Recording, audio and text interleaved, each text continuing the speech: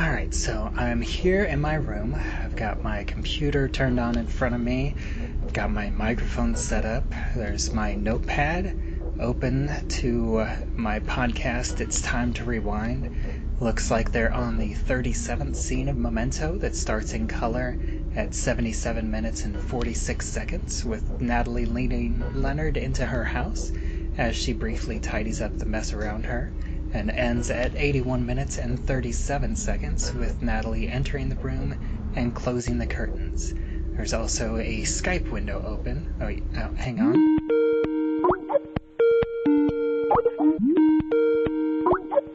Who is this? Bubbawheat, it's Eric Deutsch, your co-host. Oh, of course. I'm always seem to forget about that. And who are you? Oh, me? I'm Leandra from Rocky Horror Minute. You asked me to come talk about this little chunk.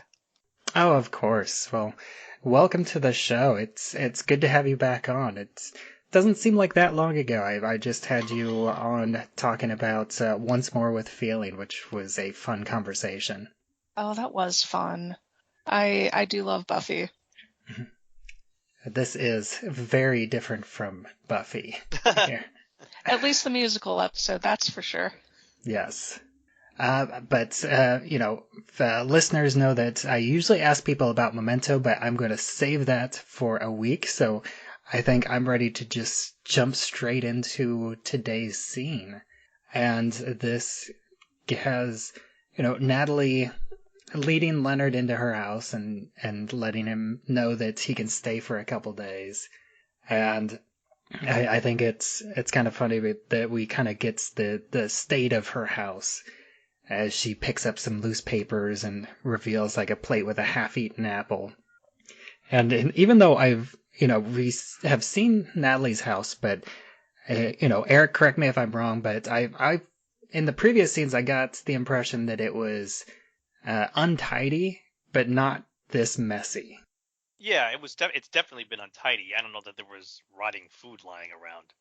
And the way I look at it is I kind of feel like this brief glimpse of the rotten apple is kind of a metaphor for how the audience's view of Natalie has changed.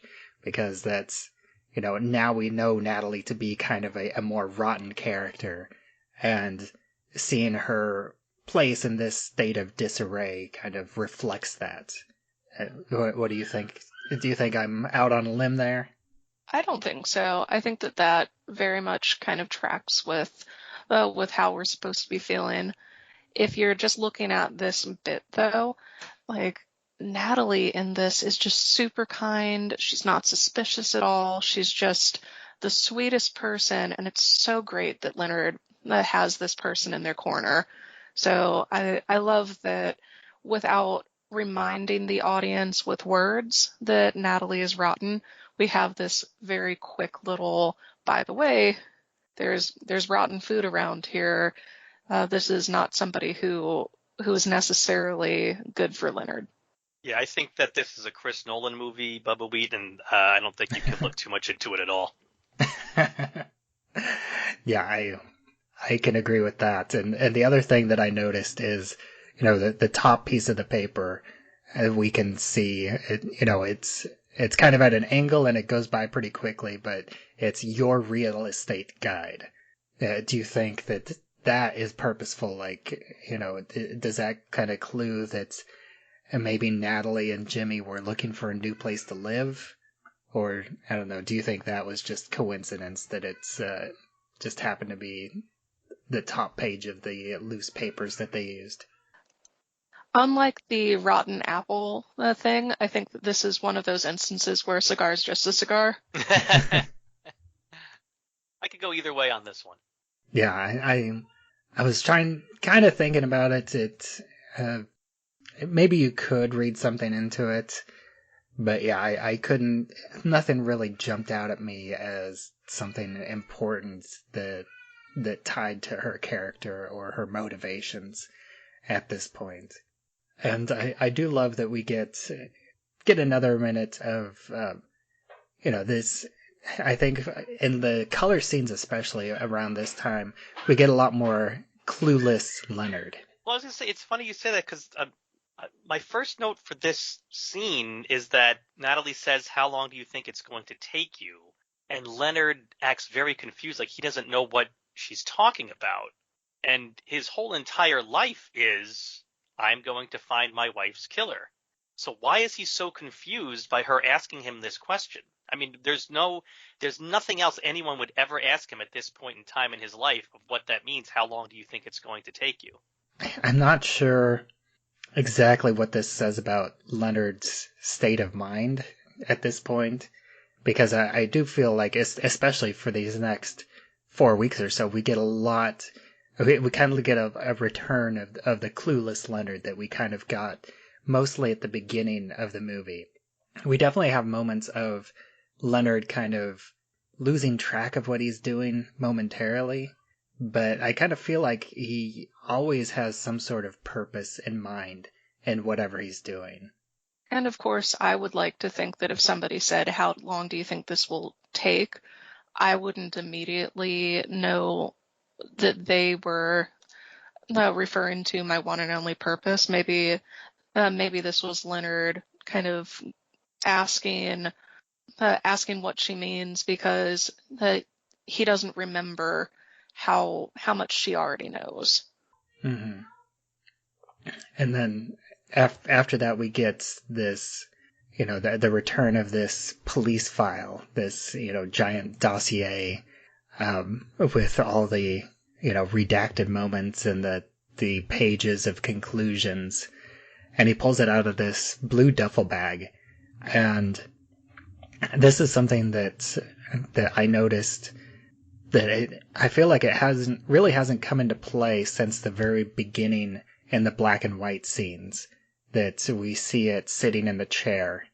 And I can't really remember this blue duffel bag really making an appearance throughout a lot of the middle of the movie.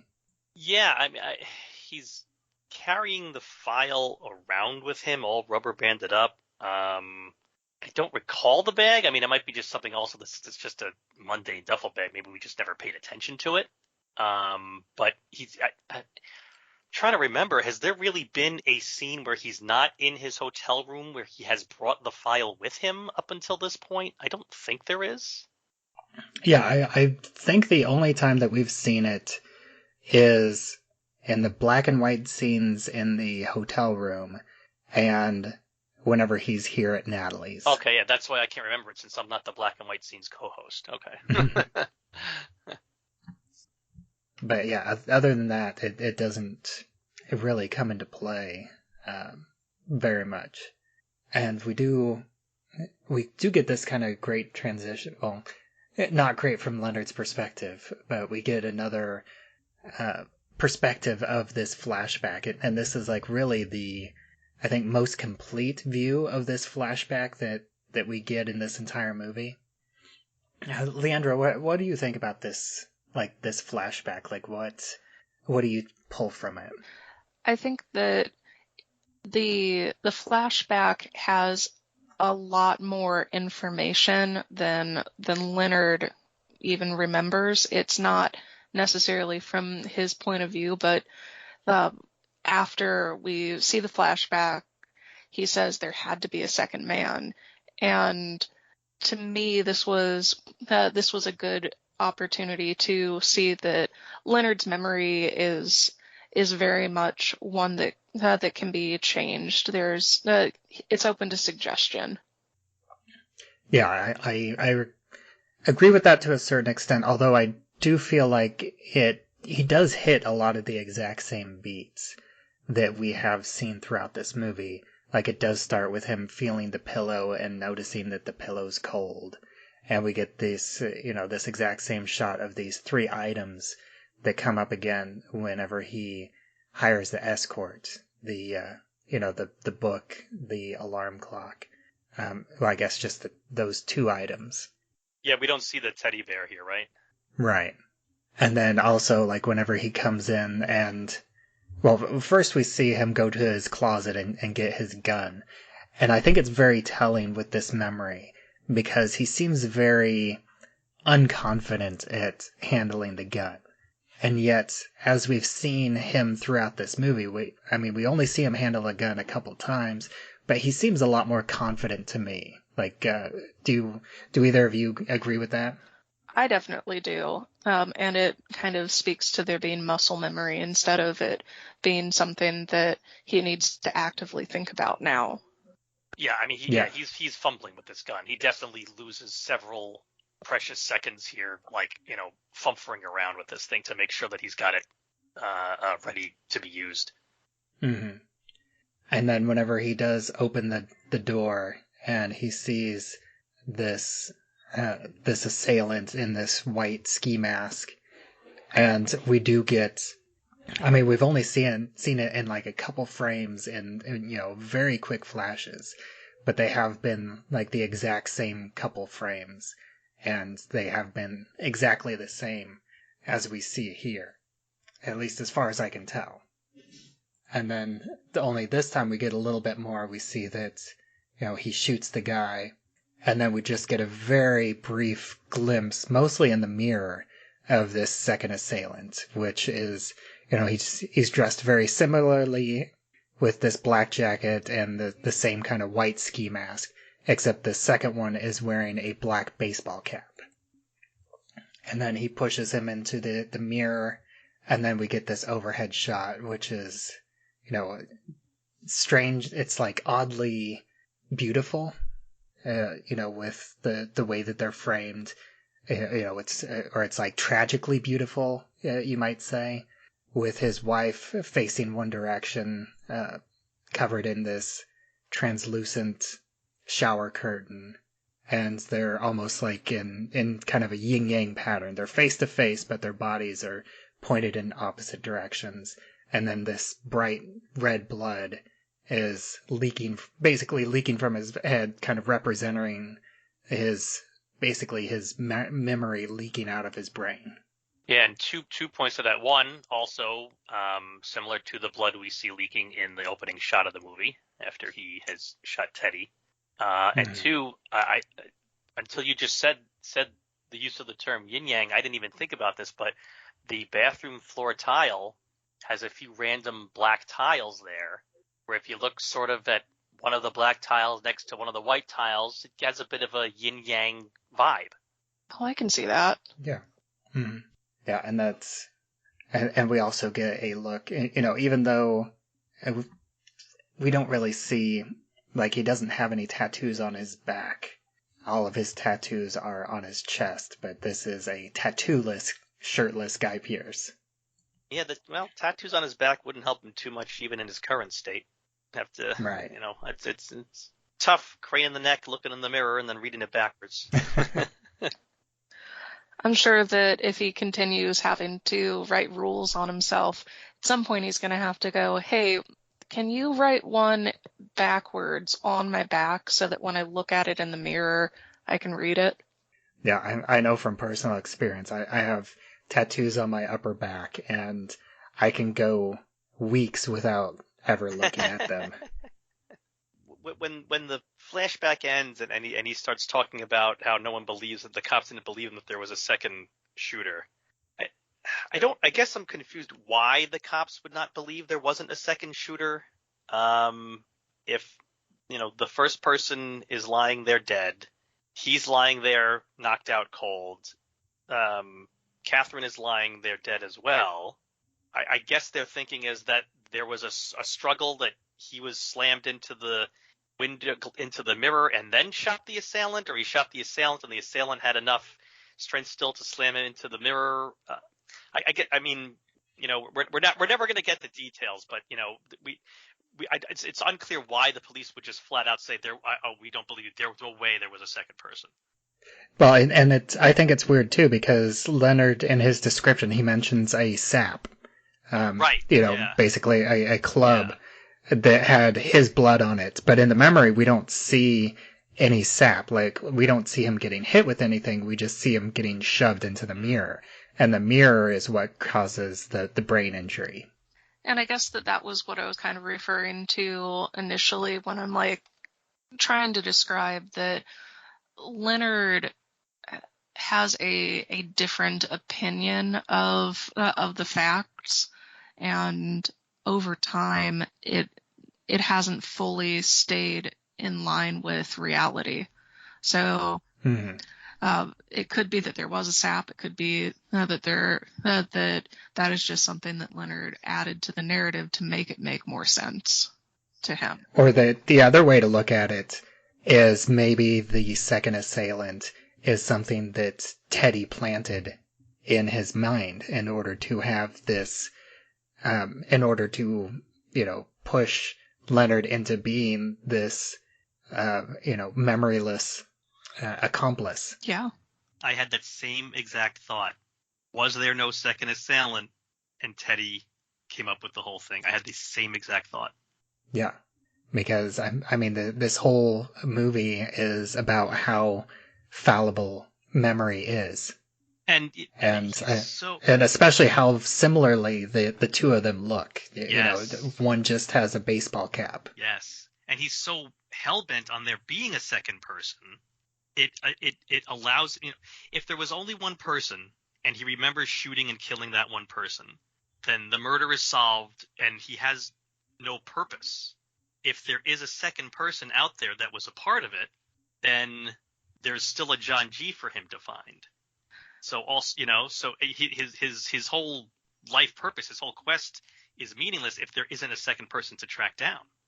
Plus, I think it's also very fascinating if you pay attention to the way he talks about it, because he talks about how the police are only interested in the facts, because all the facts point to there only being one assailant, and they only have his memory to go on for there being a second assailant. And this, his whole system is built around only trusting the facts and not trusting his memory. And yet this one memory is the one memory that he holds on to as something that's trustworthy. And again, as we've been saying throughout the course of this podcast, even his facts are not actually facts all the time. Right. His facts change as the people around him manipulate him. Yep. So it's very, very sad watching him go. There had to be a second man there.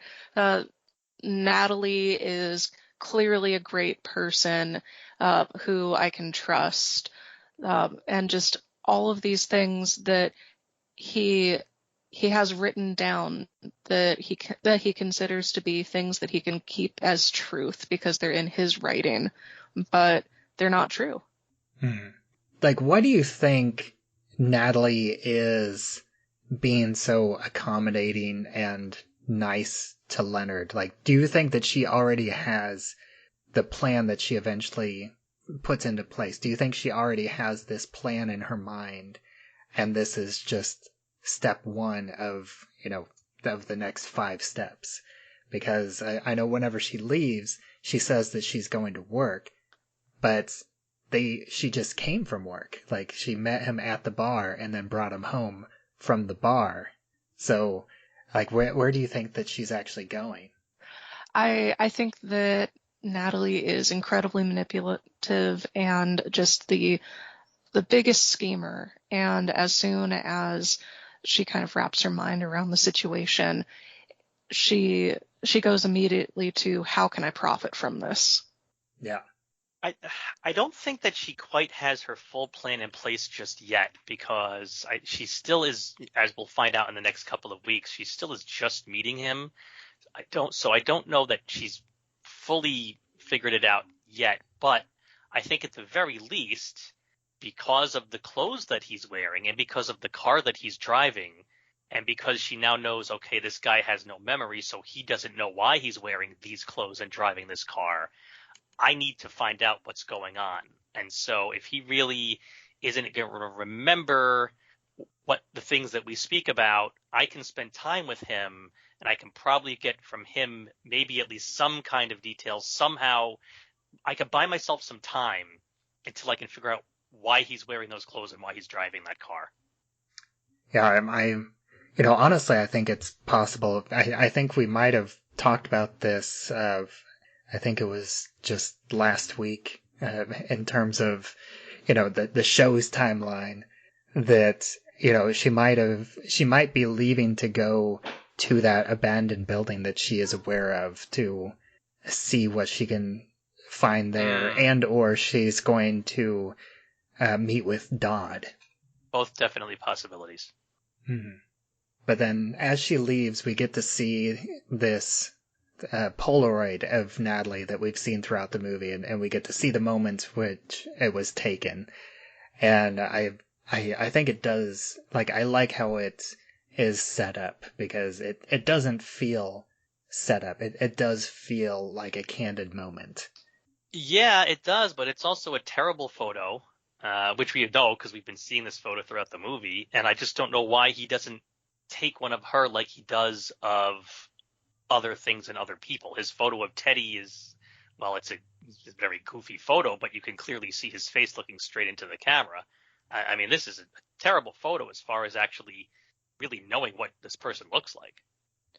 And there's not much of a reason in the story for him to not go, hey, can you stop for a second? I want to take a picture of you, and here's why. Yep. There's no reason that he wouldn't.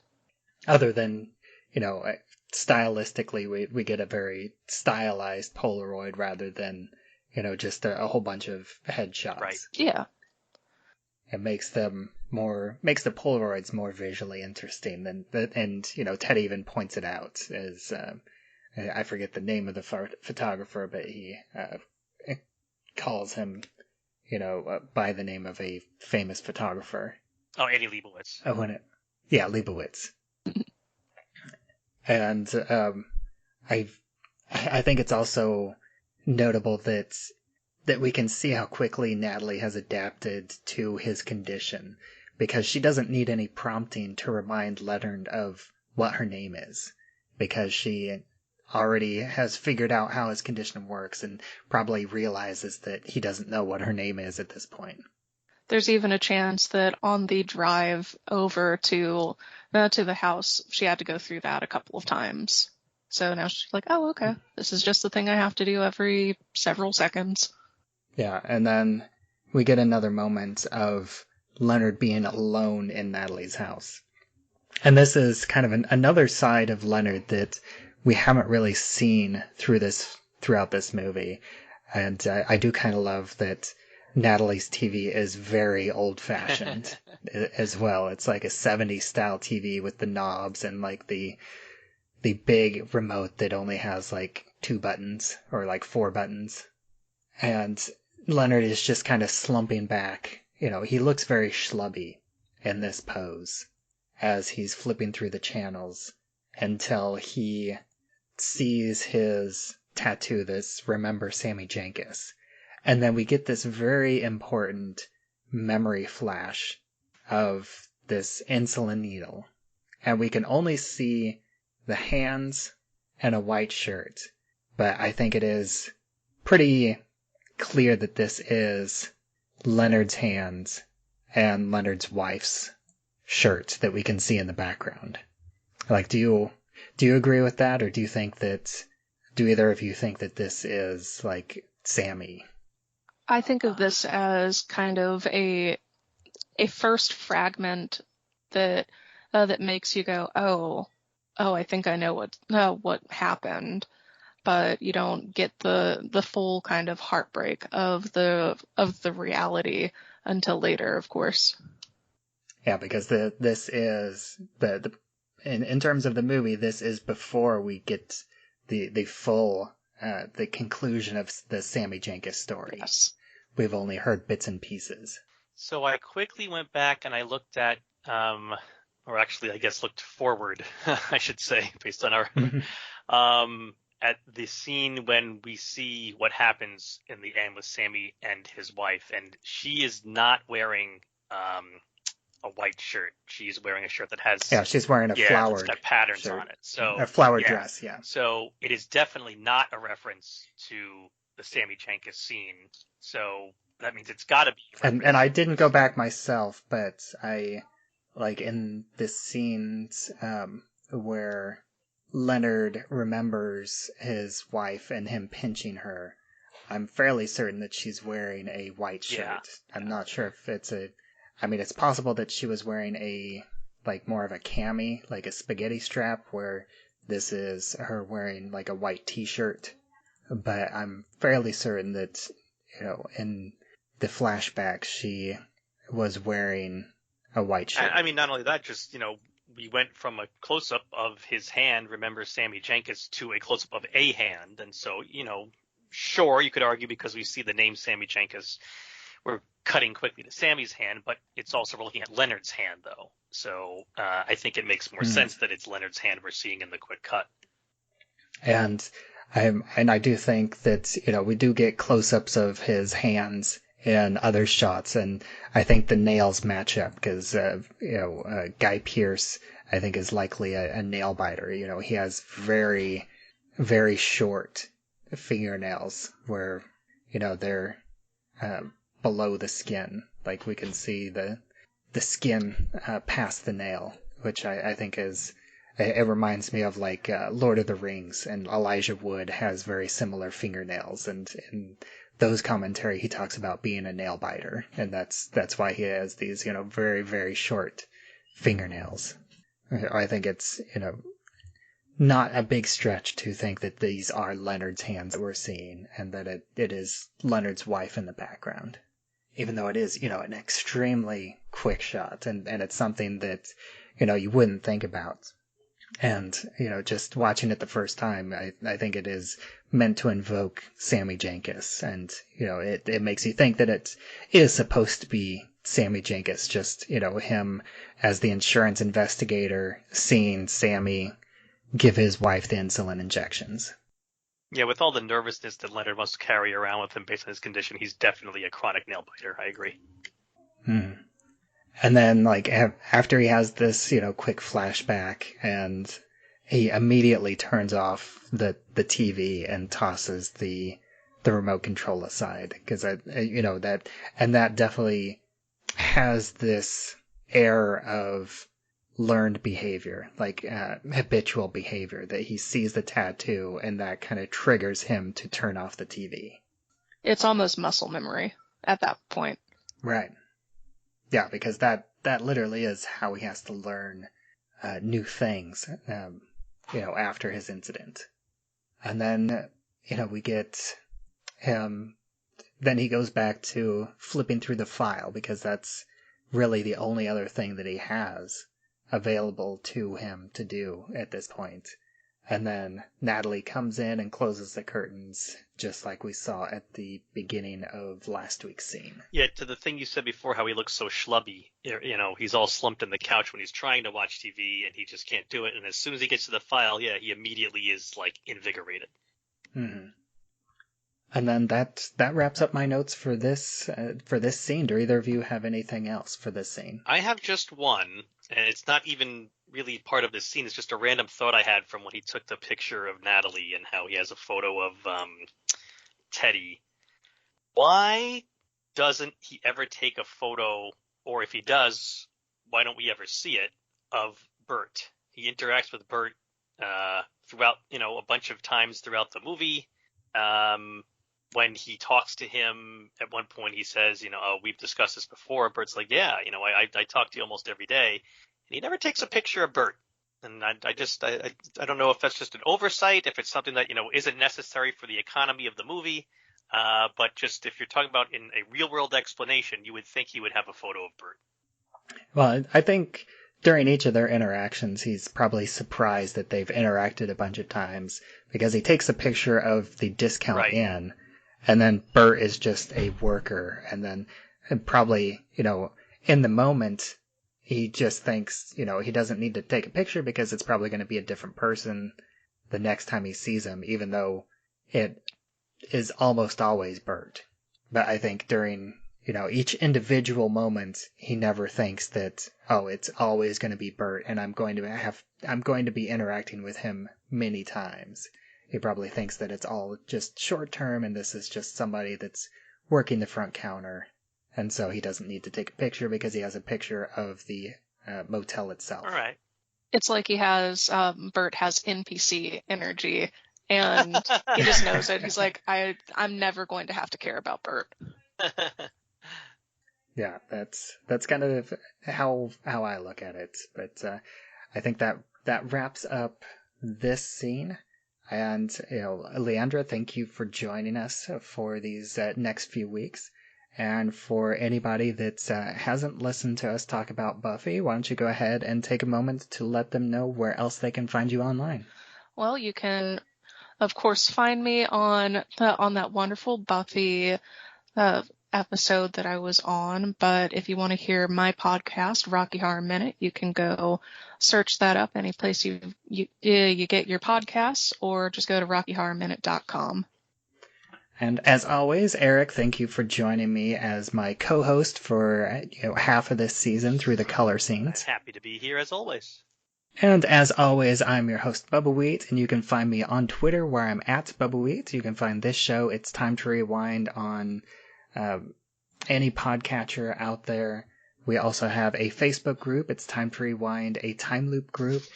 It's you can join to discuss episodes as they come out and have discussions about time loop movies and TV episodes. Everything is welcome there. And until next time, I assume I've already told you about Memento. Only every time I see you. One thing. Something to remember you by. My name is Natalie.